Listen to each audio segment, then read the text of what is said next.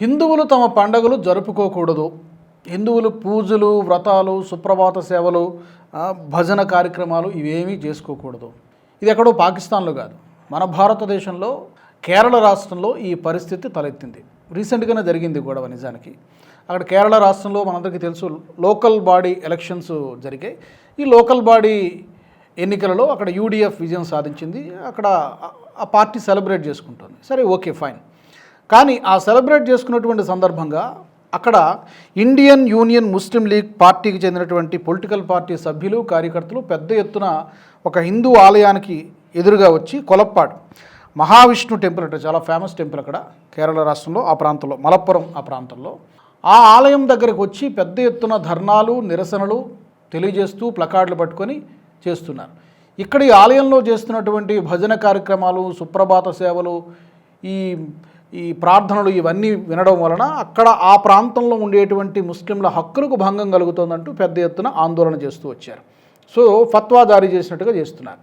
So ఇలాంటి దారుణాలన్నీ కూడా ఎక్కువగా కేరళ రాష్ట్రంలో జరుగుతూ ఉంటాయి, కర్ణాటకలో జరుగుతూ ఉంటాయి, పక్కనే ఉన్నటువంటి కర్ణాటకలో జరుగుతూ ఉంటాయి, తమిళనాడులో కూడా జరుగుతూ ఉంటాయి. సో యాంటీ హిందూ ఐడియాలజీ అనేది ఈ రాష్ట్రాల్లో చాలా వేగంగా విస్తరిస్తుంది అనడానికి ఈ యొక్క చిన్న ఉదంతం. ఇలాంటివి గతంలో చాలా జరిగాయి, ఇప్పుడు మరొకసారి అదే జరుగుతుంది. నిజానికి మనది డెమోక్రటిక్ కంట్రీ. ముస్లింలు రోజుకి 5 సార్లు నమాజ్ చేస్తారు. ఏ హిందూ సంఘమైనా, విహెచ్పి అయినా, లేకపోతే ఎవరైనా ఏ హిందువైనా వద్దని చెప్పగలరా? చెప్పారా? లేదు. క్రిస్టియన్ సోదరులు ఆదివారం నాడు చర్చికి వెళతారు, సువార్త సభలు పెట్టుకుంటారు. పర్మిషన్లు ఇవ్వడం లేదా? జరుపుకుంటున్నారు కదా. ఎవరైనా వద్దని చెప్పారా? ఏ హిందూ నాయకులైనా, ఏ హిందూ సంఘాల వారైనా వద్దని చెప్పారా? లేదు. కానీ హిందువులు మెజారిటీ గల ఈ దేశంలో హిందువుల పండగలు జరుపుకోవడానికి, లేకపోతే పూజలు, వ్రతాలు, సుప్రభాతాలు జరుపుకోవడానికి మాత్రం ఎక్కడా లేనటువంటి రిస్ట్రిక్షన్స్ అన్నీ కూడా గుర్తుకొస్తాయి. ఏమనంటే సెక్యులరిజం అనేటువంటి ముసుగులో ఇలాంటి దారుణాలన్నీ కూడా ఈ 3 రాష్ట్రాల్లో ఎక్కువగా జరుగుతుంటాయి. అది చాలా దురదృష్టకరమైనటువంటి విషయం. గతంలో అంటే కేరళలో డెమోగ్రఫిక్ చేంజెస్ ఏ స్థాయిలో ఉన్నాయంటే 2011వ సంవత్సరం నాటికి అక్కడ ముస్లింల జనాభా సుమారుగా 26.56%. ఈరోజు మనం 2025లో ఉన్నాం. 2026లో అక్కడ ఎన్నికలు కూడా జరగబోతున్నాయి. బహుశా ఈ పర్సంటేజ్ మరొక 10% పెరిగినా ఆశ్చర్యపోవాల్సినటువంటి అవసరం లేదు. బహుశా 30 to 40 మధ్య అక్కడ ముస్లిం జనాభా ఉంటుంది. కాబట్టి డెమోగ్రఫిక్ చేంజెస్ అనేవి చాలా వేగంగా జరుగుతూ ఉన్నాయి. అక్కడ చాలా జిల్లాల్లో కేరళ రాష్ట్రంలో ఈ రోజున హిందువులు మైనారిటీలుగా ఉన్నారు, మెజారిటీలుగా లేరు. కాబట్టి అణచివేయబడుతున్నారనేది చాలా స్పష్టంగా అర్థమవుతోంది.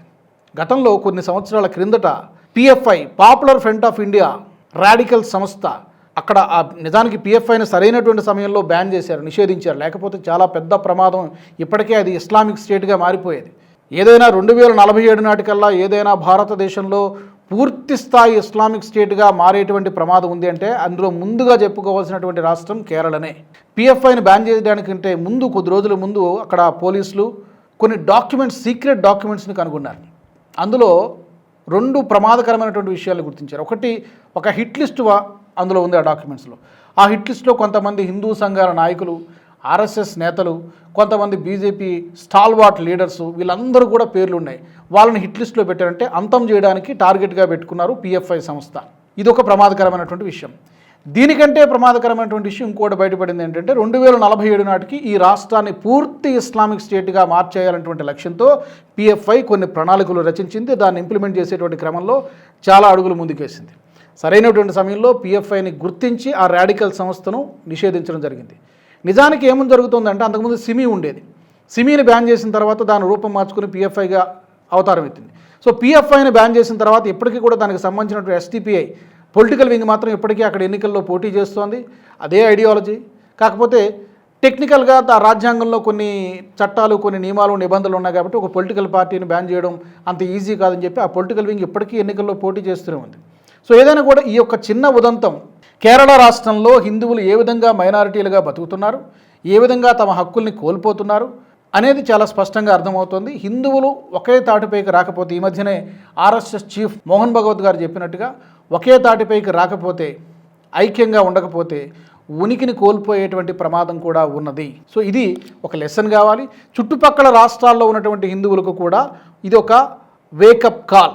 మరి దీనికి సంబంధించి మీ అభిప్రాయాన్ని తప్పకుండా తెలియజేయండి. ఇలా కేరళ రాష్ట్రంలో జరిగినట్టుగా మిగతా రాష్ట్రాల్లో జరగకుండా ఉండాలంటే, హిందువులు తమ హక్కుల్ని కాపాడుకోవాలంటే, హిందువులు తమ పండుగల్ని ప్రశాంతంగా జరుపుకోవాలి, ఎలాంటి వివక్ష లేకుండా జరుపుకోవాలంటే ఏం చేయాలి? ఒకటే సూత్రం, ఐకమత్యంగా ఉండడం ఒకటే సూత్రం ఒకటి కనిపిస్తోంది. తప్పకుండా మీ అభిప్రాయాల్ని కామెంట్ సెక్షన్లో తెలియచేయండి. మరొక వీడియోలో మళ్ళీ కలుద్దాం. ఈ వీడియో మీకు నచ్చినట్టయితే లైక్ చేయండి, 10 మందికి షేర్ చేయండి. అలాగే కామెంట్ల రూపంలో మీ అభిప్రాయాలను మాతో పంచుకోండి. Nationalist hub group of channels ను సబ్స్క్రైబ్ చేసుకుని తెలుగునాట జాతీయవాద జర్నలిజాన్ని ప్రోత్సహించండి. ఈ వీడియో కింద ఉన్న బెల్ ఐకాన్ పై క్లిక్ చేయడం మర్చిపోవద్దు.